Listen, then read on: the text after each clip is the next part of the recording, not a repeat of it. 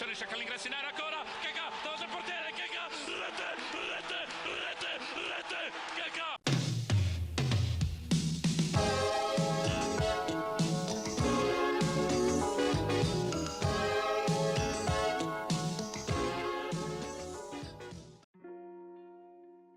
Ah, Ricardo Kaká, un joueur qui m'a toujours marqué par son élégance, par la façon dont il courait avec le ballon, tu sais, toujours tête levée, un peu aérien, élégant. Ricardo Kaká parce qu'il fait partie des derniers numéros 10, des derniers meneurs de jeu que j'ai eu la chance de voir à l'œuvre. Et puis, ce que je trouvais différent par rapport à la plupart des numéros 10 de l'époque, c'est qu'il était rapide en fait. Il avait une vitesse d'exécution, une accélération qui était, je trouve, plus intéressante, plus importante que la plupart des meneurs de jeu de l'époque. Et pourtant, je ne l'aurais pas vu ailier, et pourtant, je ne l'aurais pas vu attaquant de soutien.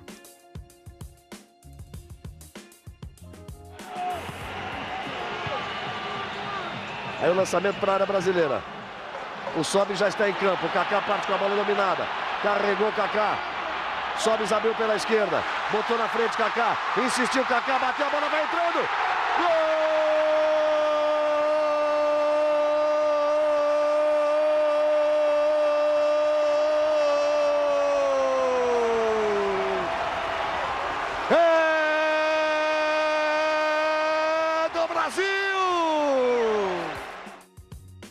Et la principale différence que je relevais par rapport à la plupart des Brésiliens de l'époque, outre sa couleur de peau, c'était le fait que Kaká, c'était un joueur finalement assez simple, assez sobre. Alors évidemment, il pouvait dribbler, mais moi je me rappelle finalement d'un Kaká qui, lorsqu'il avait la possibilité entre tricoter et faire une passe franche, simple, rapide, ou bien un petit plat du pied pour battre le gardien, il n'hésitait pas. Intéressant d'avoir un joueur dans la Seleção avec un style finalement qui se rapprochait un peu du meneur de jeu européen. Pour vous parler de Ricardo Kaká, je pense qu'il n'y a personne de mieux placé que son ancien entraîneur Carlo Ancelotti. Protege Vieira, ahí ante Ambrosini, vaya presión. Ambrosini, posición correcta, puede llegar el segundo. Gol. Gol del Milan, ha marcado el segundo Kaká. Vaya error también del Inter, facilitándole las cosas al Milan. El segundo para el equipo de Ancelotti. Quand Kaká est arrivé au club, aucun de nous ne connaissait son réel potentiel, ses réelles qualités. Au contraire, nous avions eu même des informations techniques sur son compte qui se sont révélées bien différentes de la réalité. Petites lunettes, très bien coiffé, visage de petit ange. J'avais l'impression qu'il avait oublié quelque chose, le cartable et le goûter.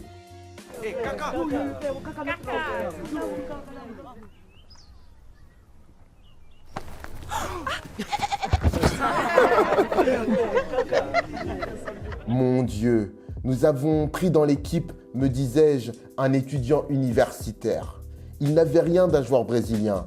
Il me rappelait plutôt un témoin de Jéhovah que j'avais rencontré à Colonio Monzese quelques semaines auparavant. Mais l'arrivée de Ricardo Kaká fit l'effet au sein de l'AC Milan d'une véritable tornade. Il envahit et déboussola ce qui, jusqu'alors, avait été notre système de jeu. Il devint rapidement le patron d'un milieu de terrain qui était désormais complètement modelé à sa mesure. Vediamo se il Milan riuscirà a portare a casa sta partita. Vediamo ancora Kaká. Prova a tirare da lì. Tiro di Kaká.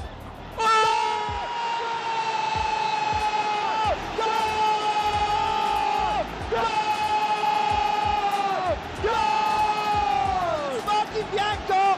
Kaká da 50 metri. Gol di Kaká. Un joueur qui, plus que d'être habile dans les passes filtrantes pour les attaquants, sait se déplacer dans les espaces, attaquer dans la profondeur du terrain et créer des combinaisons offensives avec les deux attaquants. Le 4-3-1-2 permettait de valoriser et d'utiliser les capacités qu'avait ce grand joueur qu'était Kaká. Il représentait pour moi le milieu offensif, ce trequartista moderne. Salut les Doves, j'espère que vous avez aimé cette lecture. Elle est tirée du livre Carlo Ancelotti avec Giorgio Chiacchini, Mes secrets d'entraîneur aux éditions Solar. N'hésitez pas à me dire dans les commentaires quels souvenirs vous gardez de Ricardo Caca. Est-ce que c'est un joueur qui vous a marqué? Pensez-vous qu'il a fait la carrière qu'il aurait dû faire? Attendiez-vous davantage de lui? Ou alors au contraire, est-ce qu'on en fait trop? Est-ce qu'on en a trop fait avec le Brésilien? Je vous dis à bientôt les Doves. Portez-vous bien. Ciao. Eh les mecs, vous cognez sur des plus petits que vous? Ah, ça a l'air vachement cool. Je peux jouer avec vous? Et s'il te plaît, tu peux me donner du feu? Ouais, tiens, voilà. Qui t'es, toi? Qui je suis? Je m'appelle Doraemon et je suis le boss de la bande de Santama.